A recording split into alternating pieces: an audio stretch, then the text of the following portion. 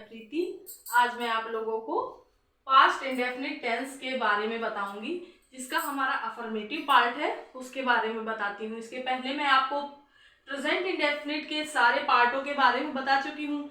आज हमारी नई वीडियो जो है वो पास्ट इंडेफिनिट टेंस के अफर्मेटिव के बारे में है। ठीक है, तो इसमें हम पहले अफर्मेटिव में जो होता है इसकी पहचान क्या है, इसे आइडेंटिफाई कैसे करते हैं, हम लोगों को ये बताना है।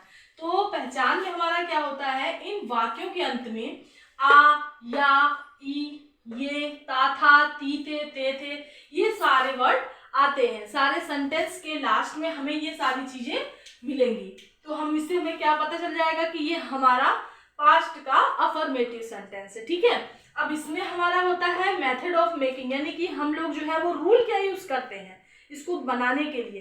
तो इसको बनाने के लिए हम लोग रूल ये यूज करते हैं कि पहले हमारा सब्जेक्ट होता है, फिर वर्ब की सेकंड फॉर्म का यूज करते हैं और फिर ऑब्जेक्ट आता है। ठीक है, तो जैसा कि हमने बताया सब्जेक्ट प्लस वर्ब की सेकंड फॉर्म प्लस ऑब्जेक्ट। अब इसके अकॉर्डिंग जब हम एग्जाम्पल देखेंगे तो हमें समझ में आ जाता है कि एग्जाम्पल जो है हमारा, तुमने मुझे एक कलम दिया। तो हमारा ये देखिए सेंटेंस के वाक्य के आखिर में क्या आया, या, जो कि मैं पहले आपको बता चुकी हूँ, या आया। ठीक है, तो इससे हमें क्या समझ में आ जाएगा कि ये हमारा प्रेजेंट इंडेफिनिट का अफर्मेटिव सेंटेंस है। ठीक है, तो इसको हम कैसे बनाएंगे, you gave me a pen.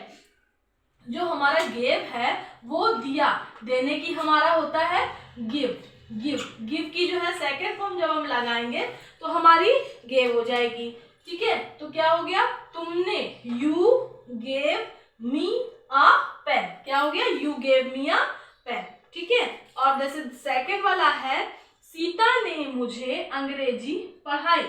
Sita taught me English. पढ़ाई पढ़ाने की होती है टीच। ठीक है, टीच होती है, तो टीच में हमारा, टीच की जब हम लोग सेकंड फॉर्म का यूज करते हैं, Sita taught me English. Sita ने मुझे इंग्लिश पढ़ाई, सीता टॉट मी इंग्लिश। तो इसी तरह से पास्ट इंडेफिनिट टेंस को जब हम पढ़ते हैं, उसका जो हमारा अफर्मेटिव पार्ट है उसको बनाने के लिए हमें सिर्फ इतना याद रखना है कि इस सेंटेंस के लास्ट में या, आ, ई, ते, था, ता, था, ती, थी, ये सारी चीजें आती हैं। ठीक है, और जब हम इसे बनाने जाते हैं, इसे कन्वर्ट करने जाते हैं, तो हमारा सब्जेक्ट होता है और सेकंड फॉर्म का वर्ब की यूज हो जाता है और ऑब्जेक्ट होता है।